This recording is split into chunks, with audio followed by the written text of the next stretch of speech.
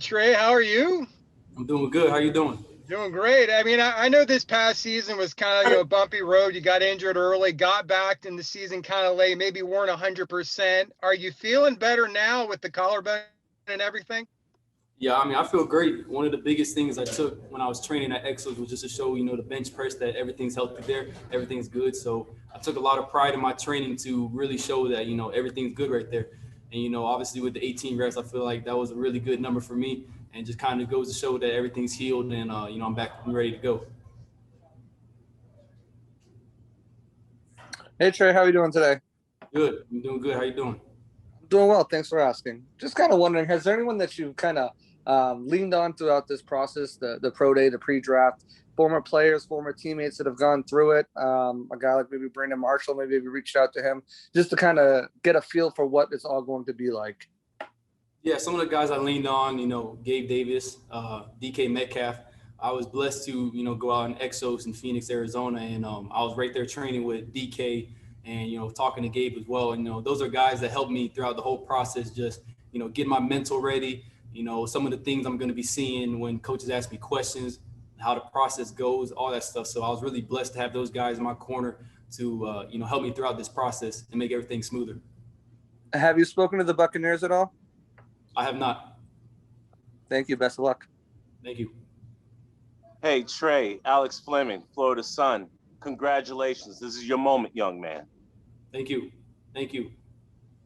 Now, if you look at the top caliber wide receivers, they all have excellent footwork. Have you been working on your footwork since this offseason? And is your 40 time just a touch of what you have to offer? And how sneaky are you on the line of scrimmage? I feel like, footwork is something I work consistently every day. One of the biggest things, coming from UCS offense on film, I'm really only on the right side of the field. So I know one of the big question marks that's going to pop up for me is, can I play on the left side? Can I play in the slot? So I took pride in just route running, my releases, coming out of my breaks fast, and, just really sharpening that iron throughout this whole process. And, I believe my 40 time, was good. Honestly, I wanted to run even faster, but I feel like it was a solid time for me. And, I pride myself on my releases off the line of scrimmage. If you, watch film, that's one thing that will definitely stand out is just how quick I get in and out of my releases. And that's something I always take pride in just as a player. I'm not the biggest, 220-pound receiver, but, I'll make things shake on the line for sure. Trey, how did your time at UCF prepare you for a future pro career? It prepared me, it's not, I can't even put it into words for real. Coach Wyatt, the trials and tribulations I went through UCF, it has 100% prepared me for, this next chapter of my life.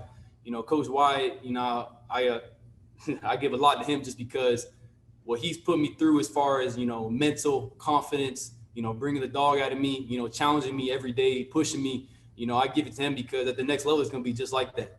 I'd rather have a guy, chewing me out every day than, a guy telling me I'm doing great and doing good every single day. So, I give my time here at UCF, it was a blessing, man. And I learned so much, been through a lot, and ultimately prepared me for, moments like these.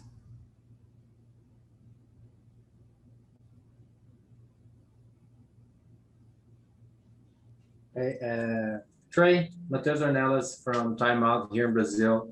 Congratulations for going for the NFL draft.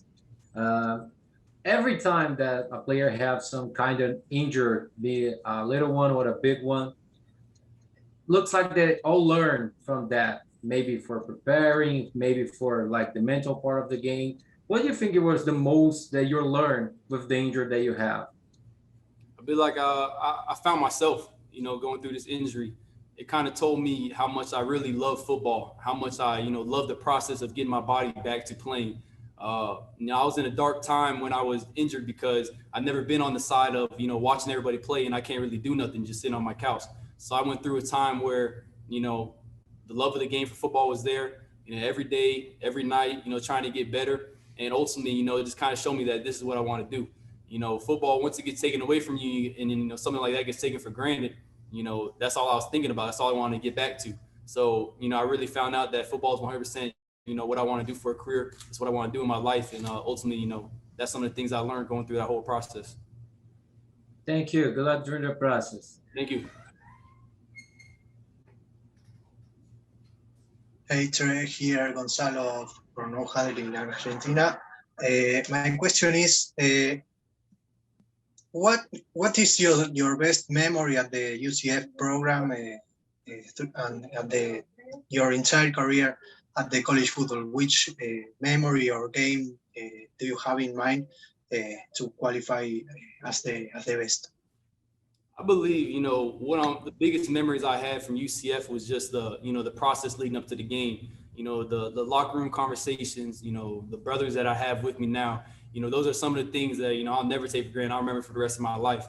Going on different trips, going to different states, playing in games, those are some of the things that you'll never get back. And that's some of the things that I'll take with me and, I'll remember the most. And ultimately, those pregame jitters, walking out of that tunnel, seeing, the stadium filled.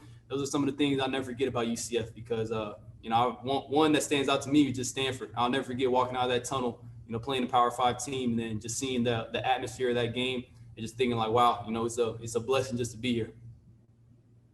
Thank you and good luck with the process. Thank you. Tre, you obviously you were around Gabe when he was going through the process a little bit. You saw how he kind of adjusted.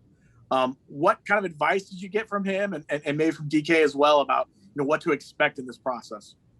One of the biggest things, DK told me was just, take it day by day. A lot of the questions I asked him was just really early on in the process when I was thinking like, what is a scout going to ask? What are the coaches going to ask in the interview? And that's some things that helped me with, as far as Gabe too, just like when coach asks you to draw the plays, what are some certain things you can look at or tips and tricks to, help me stand out a little bit more. And those are some of the things that they've helped me out, throughout the process. And of course, just, training out in Exos, seeing what DK goes through every day, what he does to get to, how good he plays on Sundays. That's some of the stuff that, I'll take with me and I've learned to, put into my game to get myself mentally prepared and physically prepared for the next level, for sure. Tre, what are your plans for draft night and how exciting is it that it's almost right here? Man, it's very exciting. I can't even put it into words. You think you've been training 3 to 4 months, for this moment and really a lifetime of playing football, for this moment. And, I'm probably just going to be back at home in Vieira, with my, small family. And, it'll probably be a nervous night, a very exciting night as well. And, I'm looking forward to it for sure. All right. Thanks, Tre. Thanks, everybody. Thank you.